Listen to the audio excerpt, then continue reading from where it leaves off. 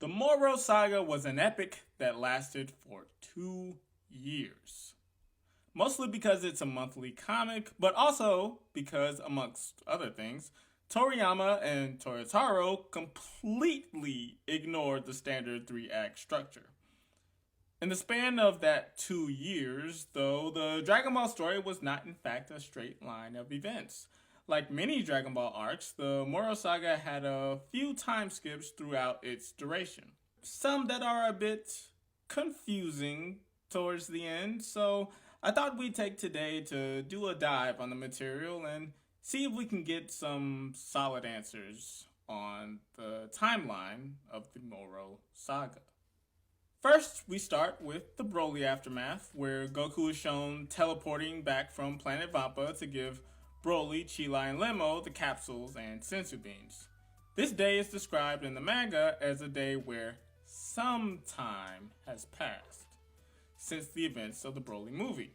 Given what Chila, Lemo, and Broly were doing when Goku got there, we can infer that it's been probably 1 or 2 days since Broly fought Gogeta. Chila and Lemo needed time to travel to Vampa, Goku and Vegeta had to heal up, Bulma needed time to gather the capsules that Goku would give them. 2 days between the events of the Broly movie and the Moro Saga. So fast forward a little bit, Goku and Vegeta team up with the Galactic Patrol, they journey to Namek to fight Moro, consequently get manhandled by Senior Citizen. They black out, wake up 3 days later. Goku and Vegeta fight Moro again, but he still manages to make his wishes to Porunga, the Namekian dragon. And this is where it gets complicated. Namek's Dragon Balls take not 365 days, but 130 days to recharge. Remember that, it's going to be important. Picking back up with our heroes, Goku and Vegeta, eventually joined by the former Lord of Worlds, combine their powers, but are still unable to save planet Namek, and Moro escapes to continue his onslaught on the universe. Meanwhile, Vegeta decides to travel to Yardrat while Goku stays with Miras and the Galactic Patrol.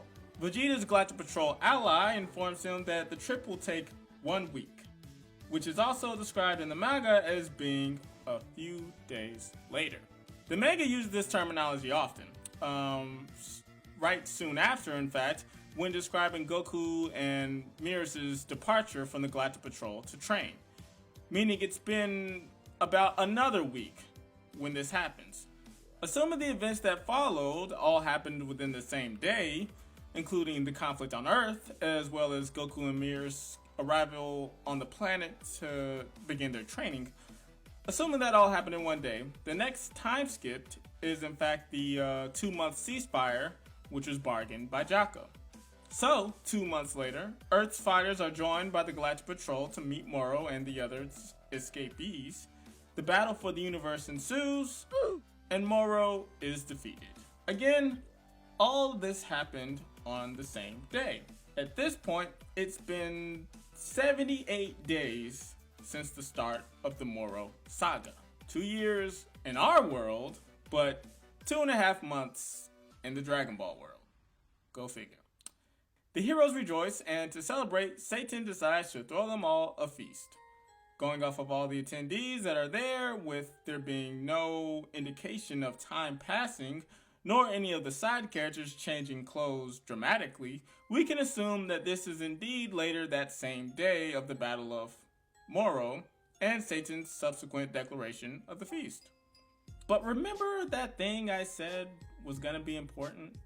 Goku is shown right after the feast, taking the marooned young Namek Eska back to his planet, where they use the Dragon Balls, the Namekian Dragon Balls, to restore all life in the universe, sans Maris.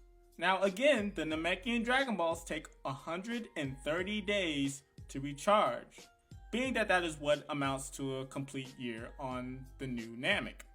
If this is all indeed happening on the same day as the defeat of Moro, it's only been 74 days since the Dragon Balls were wished upon. Now, with Goku wearing the same clothes and given his past behavior and willingness to leave his family, the most likely scenario here is that instead of waiting on Earth for what would be roughly 56 days, Goku stayed on Namek while he waited to make the wishes. We then do another time skip of quote unquote several days later, where we see Goku, Vegeta, and Jaco on their way to receive their medals. Now, a few days later was confirmed by Vegeta's travel to Yardrat to be about a week. In my opinion, the label of several sounds like a little more than that of a few. So I think we can put this around, I think it would be fair to put this around about a week and a half or 11 days after Goku made his wishes.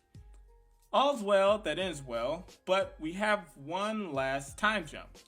This time being backwards, not forwards. Again, this is where it gets confusing.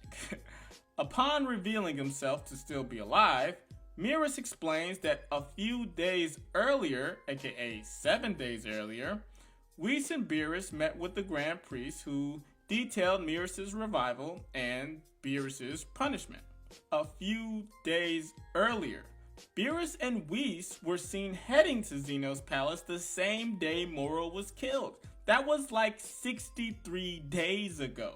It only takes Whis 2 days at his speed to get there. So you could argue that this is just a plot hole, but if we're gonna stay in universe, let's just say that time passes differently in the angel realm. This explanation could be furthered, arguing the fact that in between the moments of Grand Priest revealing Kaioshin and Beerus and Shin giving the Xenos gallop rides as punishment, no time at all is detailed by the narrator to be passing, as if it was all happening in the same day. Again, probably a plot hole, but this wouldn't be the first time in Dragon Ball where we've had realms or rooms with different rules for time. So, that being said, this brings us to the end of the Moro arc timeline. A grand total of 145 Dragon Ball days in the making. A story where time meant everything and still somehow absolutely nothing.